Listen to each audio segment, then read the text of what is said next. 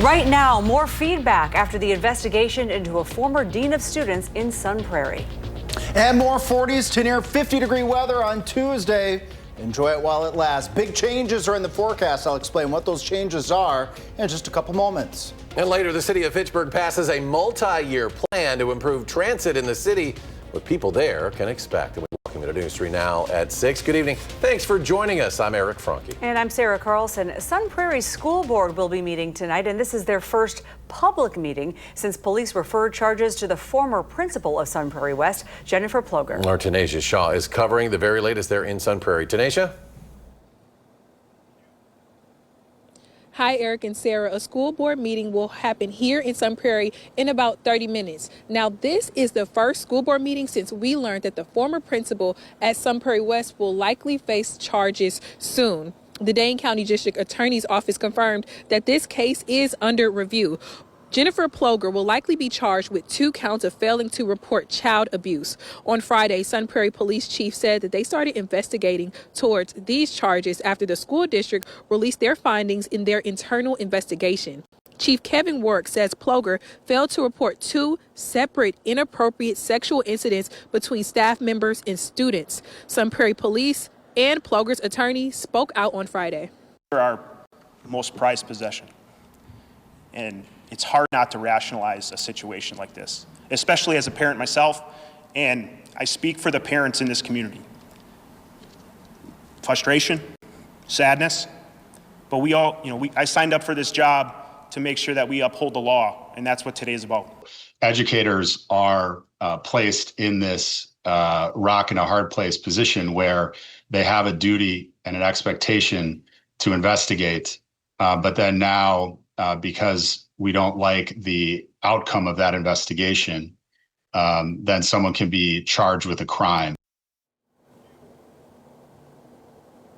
Now, this all stems from the arrest of a former dean at Sun Prairie West who was arrested back in July for 15 felony charges that all are involved around sexual misconduct involving students. And like I said, this meeting starts in less than 30 minutes. We're expected to hear from community members. I will have that and more tonight at 10. All right, thank you so much, Tanisha Shaw reporting. In other news, the Madison Police Department is investigating a deadly crash on the city's north side that happened this afternoon. It was about 3:25 when a woman was crossing Packers Avenue and she was hit by a vehicle heading north. First responders got to the scene within minutes of the crash. The victim was taken to the hospital, but she later passed away. The driver remained on scene, and Madison police say they will release more information later tonight. A Madison man in jail after a road rage incident in downtown Madison. This happened back on January 4th at the intersection of East Wash at Ingersoll. Several people say they were yelled at by a man driving erratically and weaving in and out of traffic. They say the man then parked his vehicle right in the middle of the intersection, got out and punched another driver and then left the scene.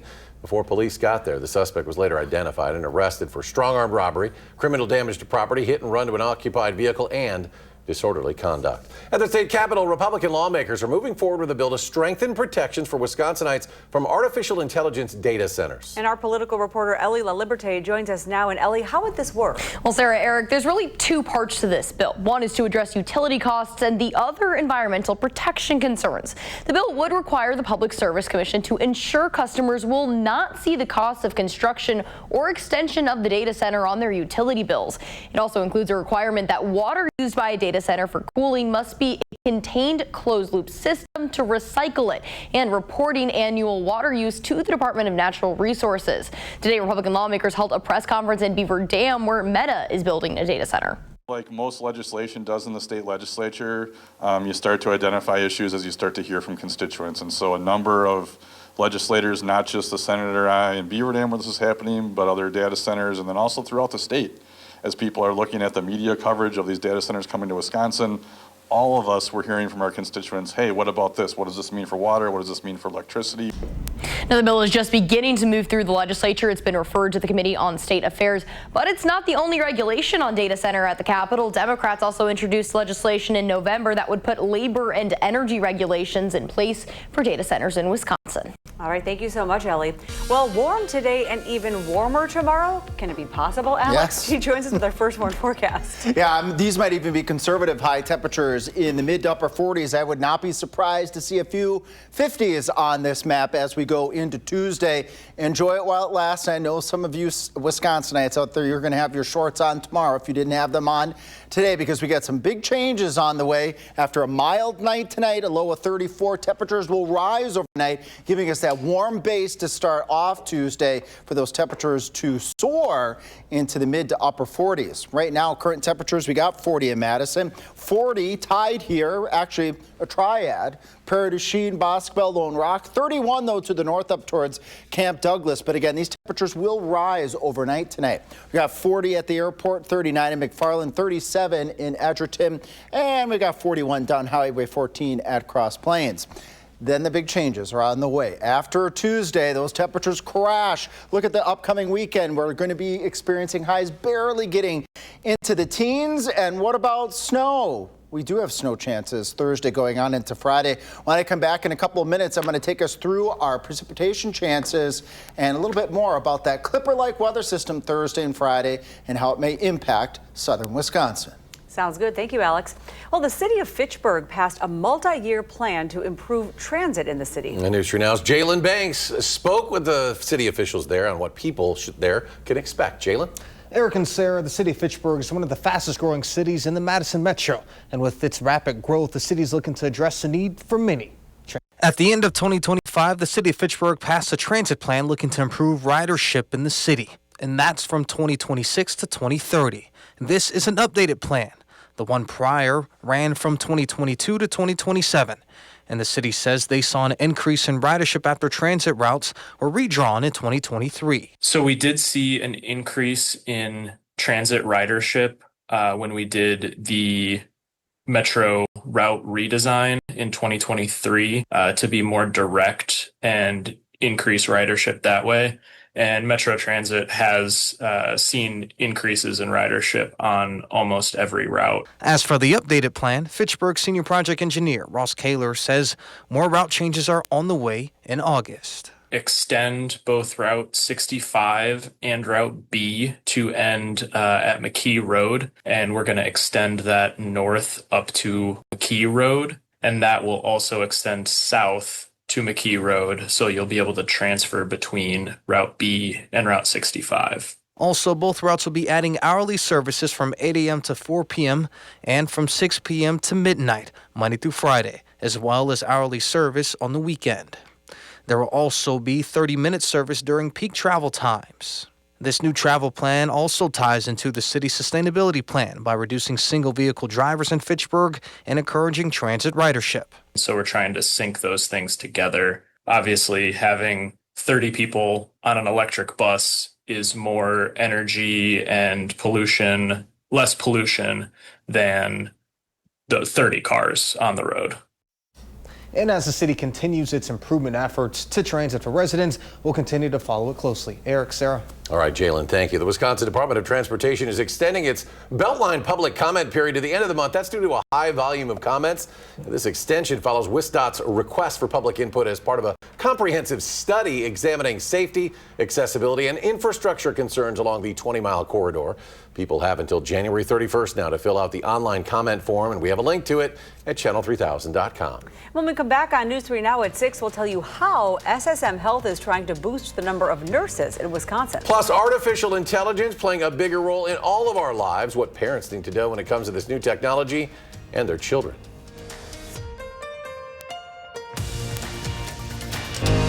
You're watching News 3 Now at 6.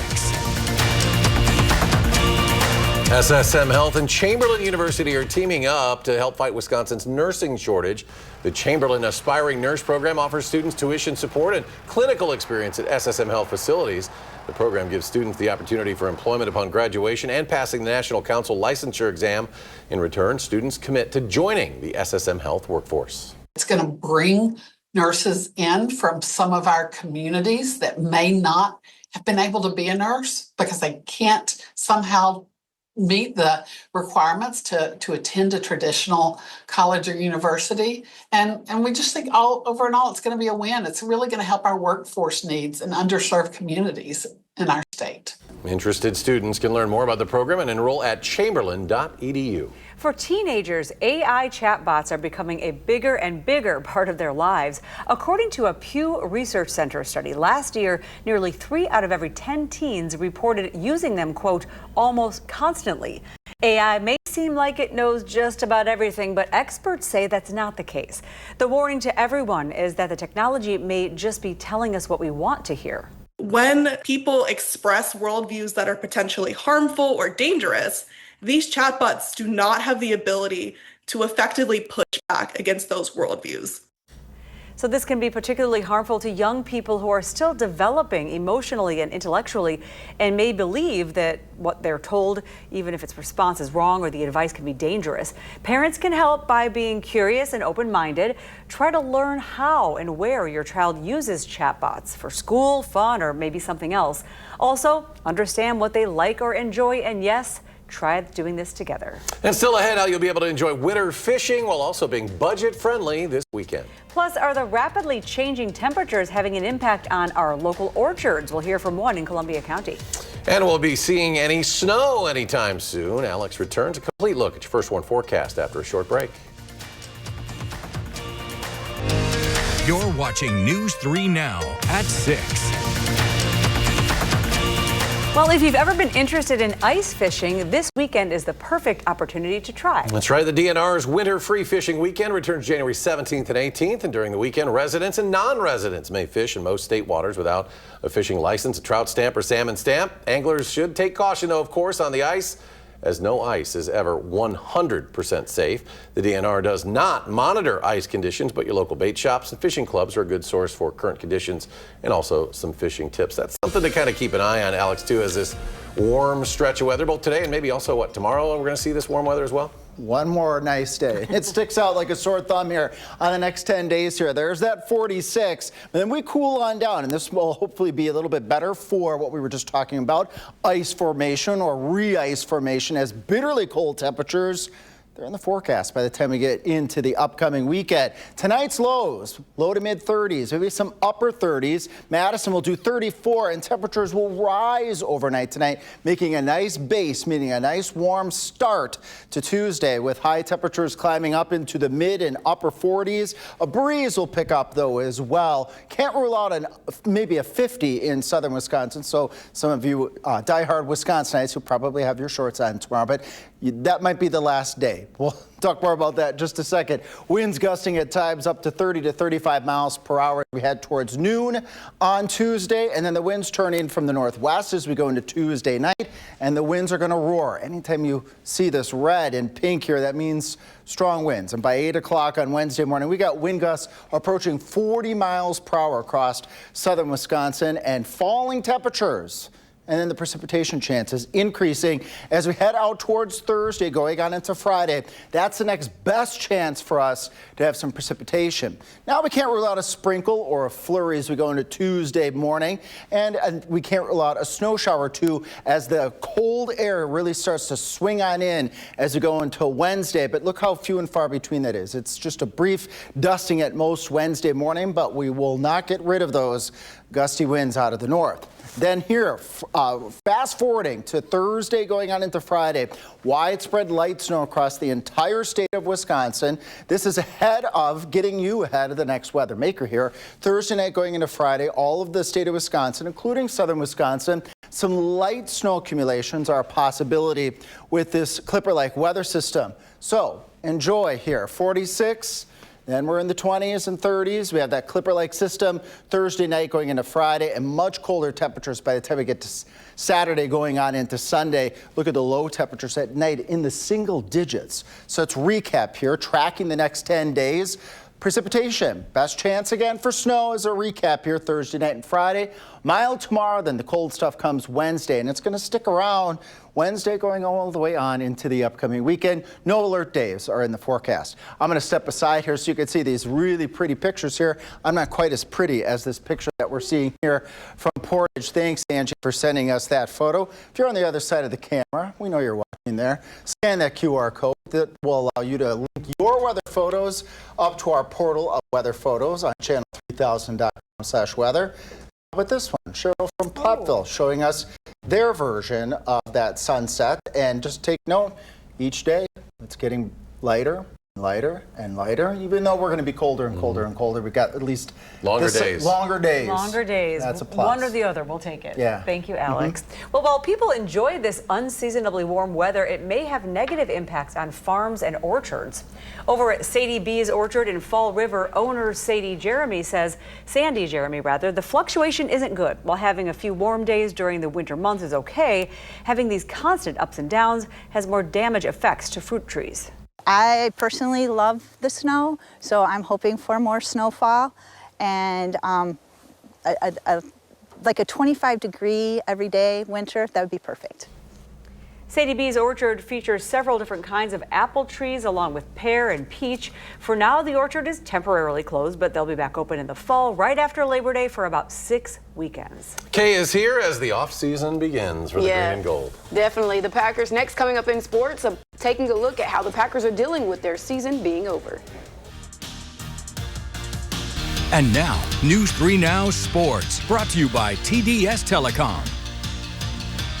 Well, the Packers season is over after falling in the wildcard round of the playoffs to the Bears. And as the players cleared out their locker rooms, many are looking back at a season of what could have been, as News 3 Now senior Packers writer Jason Wilde reports. There's no doubt there's plenty of what-ifs when it comes to the Packers' 2025 season as the players were cleaning out their lockers today. What if the Packers don't collapse in Chicago on Saturday night and give up 25 fourth-quarter points in their loss to the Bears? What if they win a few more games during the regular season that they should have won, so their playoff games would have been played here at Lambeau Field? But the biggest? What if Tucker Kraft doesn't tear the ACL in his right knee on November 2nd? And what if Micah Parsons doesn't tear the ACL in his left knee on December 14th? The good news is both players are making progress in their comebacks and should be ready sometime early in the 2026 season, but that's of little consolation with the Packers' 2025 season over. Sometime in September, I want to be just at a good, really good spot. I think so far, they say I'm flying, so whatever that means. But there's a timing standpoint they want, but I don't think I'll be on IR. I would say that to start the season. I think, I think lofty, I'd be saying week 1, but realistically, probably like week 3, week 4.